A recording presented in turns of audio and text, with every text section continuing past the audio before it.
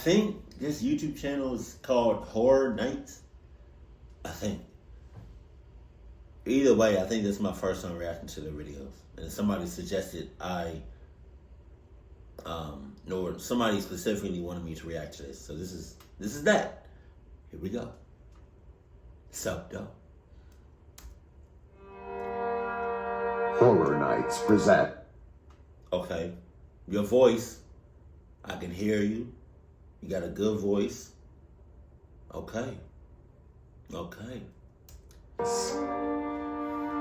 4 true scary subway horror stories. Number 4. Chad Hines' Last Ride. Oh, on February 7, 2016. Right. At about 4:30 in the afternoon, a subway car on the F line in New York City was moderately busy. Many of the passengers on the train were heading to the 5 o'clock church service at Redeemer Presbyterian Church in Manhattan. Right. One person who was on the subway but wasn't heading to church was 19-year-old Chad Hines. He had been drinking for the better part of the afternoon, and he was on his way to a friend's house to continue partying. While he rode the subway, he was listening to music on a portable speaker. His music, which he played at a high volume, was... I got a little PSA. What was that? Public service enough? I hate when I'm in public and you playing your music loud as shit. You know how many times I just want to take that device that you're listening your music on and just break it in half. I just want to break it, stomp it, throw it, bop it. Man, like you can't go to like Five Below and get some like $5 headphones, $2 headphones. You know, I get it. Some people can't afford it. Y'all probably have a lot going on right now. I get it. But at the same time, thank God I have my own headphones. You know? But like, God, come on, man. Come on. Like, chill out. You got your music blasting at 9 o'clock in the morning talking about, fuck these bitch ass, fuck, what? If you're gonna play something out loud, play some gospel or something, man. Jesus. Sorry, my bad. Off-putting, and the lyrics were highly offensive, not just to the churchgoers on the train, but to many other people who were forced to listen to it. However, what made it worse was that Hines was also trying, but failing, to sing along with the music. After about 5 minutes of dealing with the music, 63-year-old Derek Smith got Hines' attention and said, "Excuse me, can you turn down the music?" Hines unleashed a stream of swear words at the 60-year-old. See, he came at you nice and polite. Granted, he's 60.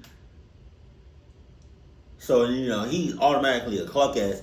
But he came at you nice, he came at you polite. And if you come at me wrong, if you come at me sideways, then I gotta put on my Adidas. I gotta strap on my Adidas. Mind you, I'm already Adidas. I already got my shit going on. Now I gotta put my Adidas to work. Now I gotta beat your ass. You know what I mean? Like, I don't got time for this. I don't. I asked you nice. I asked you polite. I came at you, respectful. And you coming at me sideways. You talking to me crazy. Now I gotta beat your ass. Grandfather, who was on his way to church and said, "It's a free country. I can do what I want." Smith calmly listened and then said, "Then it's my right to tell you that you're the load your whore of a mother should have swallowed." Wow. A complete and utter waste of DNA. This got Hines out of his seat, and he made his way over to Smith, who remained seated. Smith said, "You're going to have one shot. you better make it good. However, he didn't even have time to throw a punch, because Smith stood up quickly, slamming his head into the bottom of Hines' chin. This sent Hines flailing backwards, and he landed on his back. Hines obviously suffered a concussion, and Smith had proven his point. But Smith couldn't stop himself. He rushed to the young man lying on the floor of the subway, and using his best Sunday shoes, Smith started stomping on the 19-year-old's face. Oh. He didn't stop until his foot got stuck in the mush behind the fractured face bones. Okay. And he was on his way to church? Oh, man. Oh. Okay. See, this is why you need to be respectful and nice to everybody. Or either that or just mind your business or shut the hell up. Because you never know. You know, old Cluckheads over here, he was probably already having a bad day. Horrible day. Probably horrible week or whatever. He was on his way to church. Right? To I don't know, to talk to Father or something, talk to Pastor. But I bet you he was in his head. It was like, if somebody else does something, if somebody else say something, that I'm going to lose it. I'm going to lose it. I'm going to lose it. I don't care if a penny drop on the floor. That'd be the cherry on top. And 19-year-old, man, he was a cherry on top. I can imagine just like being somebody's cherry on top. Pause. That sounds crazy. And you are getting the worst of it. Like, can you imagine? Like, slightly bumping somebody. And I'm talking about like y'all brush past each other. Like y'all atoms are touching. And you get beat to death. What? That's when Smith realized that everyone else on the subway, which included a dozen children, were screaming. Many people were also throwing up. Amazingly, no one had pressed the emergency stop button, and at the next station, everyone ran out of the train car screaming. Yeah, because I have to go to work. You know, I have to go home. I don't want to be stuck on this train. I don't. I'm good. You know, I still got to pay bills. I don't got time for that. I got dinner waiting for me at home. You know, I still got to pick up my Chipotle. That's probably got like half portions because I made it online. Smith sat down beside the body and calmly waited for the police. Wow. He was arrested and charged with second-degree murder. When Smith was being transferred back to the prison, a reporter asked Smith if he felt guilty for what he did, and Smith casually responded, no. After the brutal attack, Derek was hailed as a bit of a folk hero by some people, while others thought of him as a barbarian who stomped a young man's face in while children watched. He is set to go to trial in the summer of 2017. Number 3. Damn. The Bloody Metro. On September 18, 1974, the police were called to a subway station in the Paris Metro. In one of the subway cars, blood was splattered all over the back seats and windows.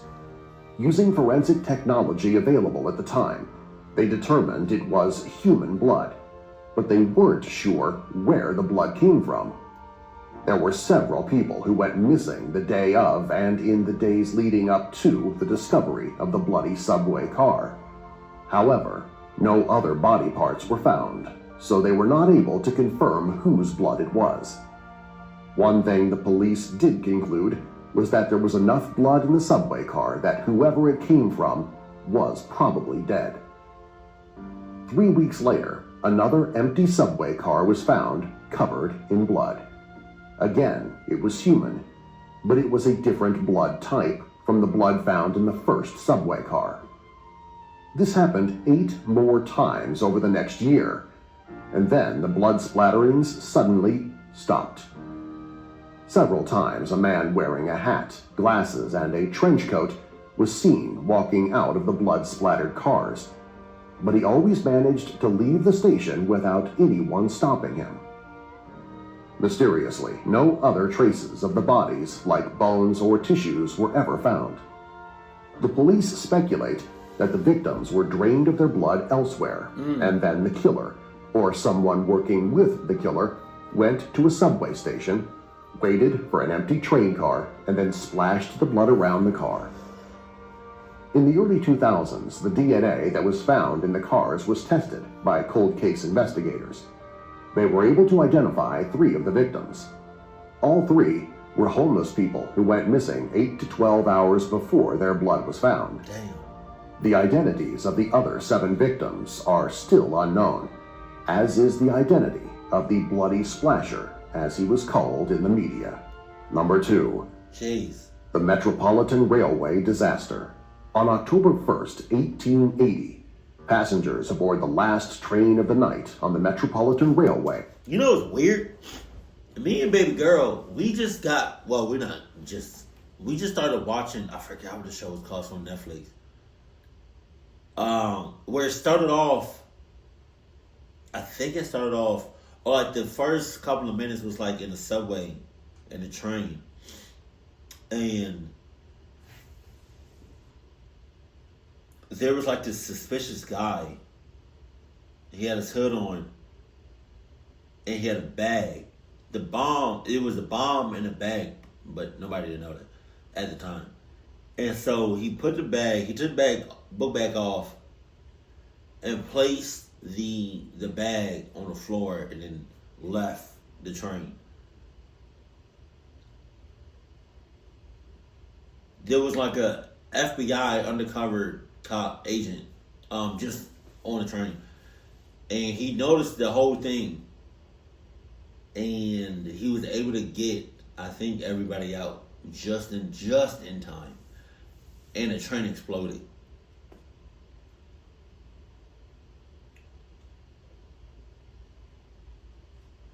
A lot of you not. Like, if I was to see, God forbid, if I was to see something like that, I'm leaving. Like, it doesn't even have to be in the train. It could be, it could be at the airport. It could be at a Walmart, at a restaurant. I specifically said Walmart. It could be out and about at a store, grocery store, whatever, hotel. If you are sitting your bag down and you leave, you're just gone. I'm not staying around for that. In London, England, were surprised when their train came to a sudden stop in the tunnel. For several minutes, the train didn't move. A passenger on the train decided to open the door and see why the train had stopped. When he did, the passengers heard several dogs barking in the darkness. Then, a dog jumped onto the car and bit down hard on the man's arm. Everyone in the passenger car started screaming as 2 more dogs jumped into the car, which was carrying 7 other people besides the man who was bitten. The dogs were a Staffordshire Bull Terrier, a Rottweiler, and a German Shepherd, and all of them were foaming at the mouth. The passengers tried to run through the dark subway tunnel. However, all of them were chased down by the 3 dogs. Damn. After the attacks, the 3 dogs ran off into the darkness of the tunnel and presumably back onto the streets of London. 2 passengers and the train's conductor, who had stopped the train because he saw the dogs on the tracks, died as a result of their wounds hours later. The attack was before the discovery of the rabies vaccine, and at that point in history, no one had ever survived a rabies infection. Unfortunately, dying from rabies is a horrible way to go. Really? First, victims develop flu-like symptoms. Okay. Then their mood changes and they become more aggressive. Okay. They also develop insomnia, an intense fear of water, Okay. and they experience vivid hallucinations. They die because they drown in their own saliva or blood about 7 to 10 days after the onset of the flu-like symptoms. 3 months after being attacked, all 8 passengers were dead. In total, 11 people were killed in the rabid dog attack, making it the worst wild animal attack in London's history. Oh my God. Number 1. The Toronto Phantom. On January 3rd, 1999, 23-year-old Quentin Town was killed when he fell off the platform in front of a moving subway car at the Bathurst station in Toronto, Ontario. Oh! After the death, the police reviewed the security footage, and they were shocked to see a man dressed in black pants and a black hoodie run up behind Quentin and push him off the platform, before running out of the view of the camera. However, none of the witnesses or the driver of the subway train saw anyone push Town. What? 2 years later, on April 12, 2001, an officer with the Toronto Transit Commission's Special Constable Services was watching the CCTV feeds when she saw a figure dressed in black clothes run across the platform and push a woman in front of a moving train at St. Clair Station. The victim, 31-year-old Zara El-Mahdi, was pronounced dead at the scene. On October 23, 2001, there was another pushing incident. This time, there was an officer patrolling the subway platform at the Spadina station. However, he did not see anyone dressed in black on the platform, but he was spotted on the CCTV footage, pushing 33-year-old Joan Spearman in front of a moving train. So what the hell is going on? Is it a spirit? Huh? Is somebody lying?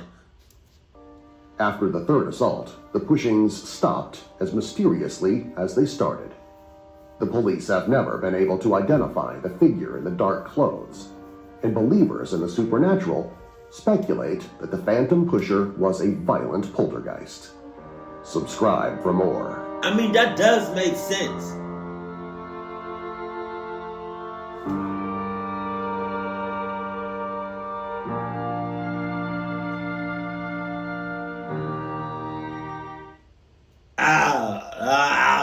Stupid ass. That does make sense because cameras can't pick up on how you say it? entities, in spirits and shit. Yeah, they can show up on cameras and stuff, but we just can't see it with like the naked eye. So I do believe in that.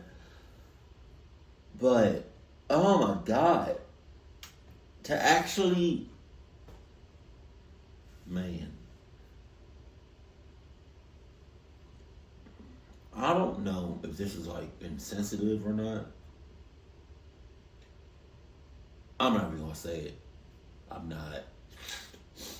All I'm going to say is pay attention to your surroundings, and if you see something crazy, don't let nobody know and get the hell out of there. On me. Keep it cool. Or you be like, hey, yo, that's a bomb. And then, you know what I mean? Shit. I wonder what would happen if you was flying in the sky, like on an airplane, and you said the word bomb. Or some dumbass, clock-ass person was like, there's a bomb on this plane. You know? Oh, what's a prank type shit. I wonder what they would do. I wonder if they would just do like an emergency landing. Or they'd be like, I think this is a bomb on this plane. What would they do? Because you're what, 20, 30,000 feet in the sky? What are you dropping the plane? Like, what are you doing? Because I promise you, you stay in that high, you not going to your destination. You not. You going, I feel like you're going to land somewhere, like, immediate. That would be so funny if, like, you said that and, like, the plane is just flying, it stops, and then it just drops. That's not funny. I'm just saying. You just got to pay attention to your surroundings and act accordingly. That's it. That's it. And why are you even standing that close to the edge of the railroads? Like, back up on them. Keep it cool, keep it classy. I love you. Stay happy. My family.